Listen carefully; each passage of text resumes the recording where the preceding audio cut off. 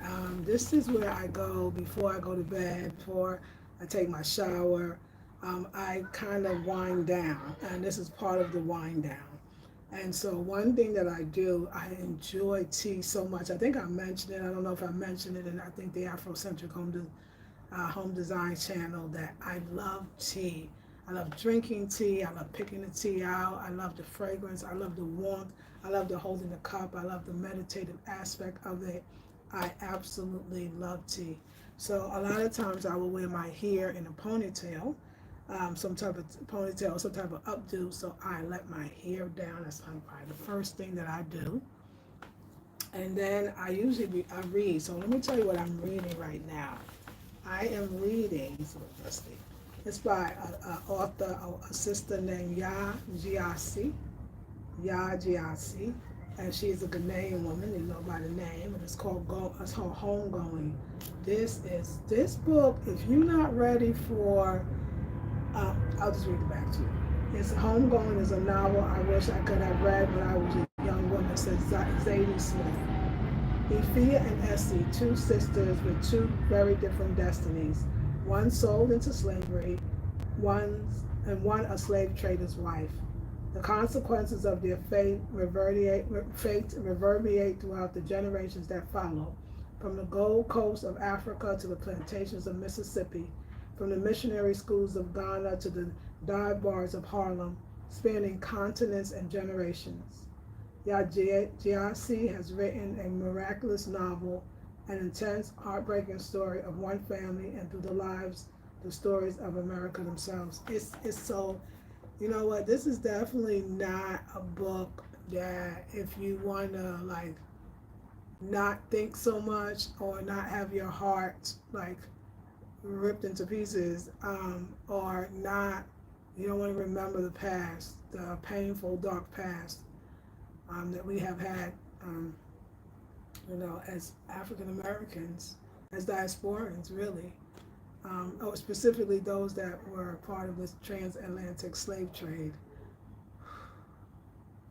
It's deep. So I was really into it. You can see I'm kind of almost finished, and I'm still into it, but I had to take a break, because right now I want to read stuff about love and love stories and great endings. But it's a great book. It's well written.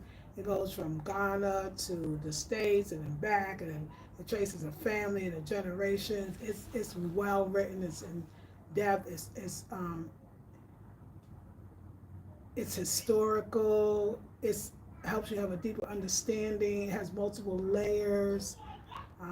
It's good. It's a great book. I love it. But I'm not reading tonight because tonight I just want to sit and chill. So I am drinking my tea. What is on tap is called a heart tea. So what heart tea, right?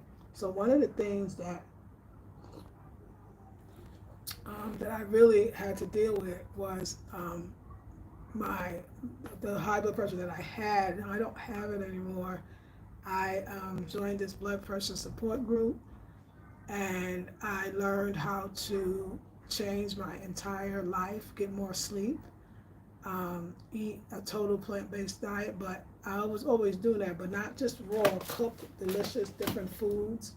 How to incorporate exercise and like what was needed, all the minerals, the potassium, the zinc, the calcium, the magnesium, like really understanding. I let go of everything, y'all. Relationship, where I lived, myself in a sense, my sense of style. I stripped myself basically, spiritually naked. And so I found I have a great herbalist I've been going to for years. It's a place called Sage Remedies in Accra. And I love Sister Aretha, and she hooked me up on this heart tea. And it really does. Of course, it has something called I'm gonna say herb. They use it in their foods and their dishes and their soups. And it's called precocet. It has motherwort. It has lemon verbena. It has rose, and there is another one. Oh, hawthorn, the hawthorn berry, of course. And it really does. It relaxes the body. It lowers the blood pressure, and it it soothes the heart, you know. That's why it's got the rose in it for the love. So I love it. It helps to control my pressure. You know, I was actually taking the high blood pressure medicine. But anyway, all of that whole story is coming, and how I got off of it and the whole bit. If you come into the Sunday um, virtual workshop, no more master classes. That's not what we call it anyway. On this Sunday at 12 noon, and the link is in the description box to the website, or you can just use the PayPal link.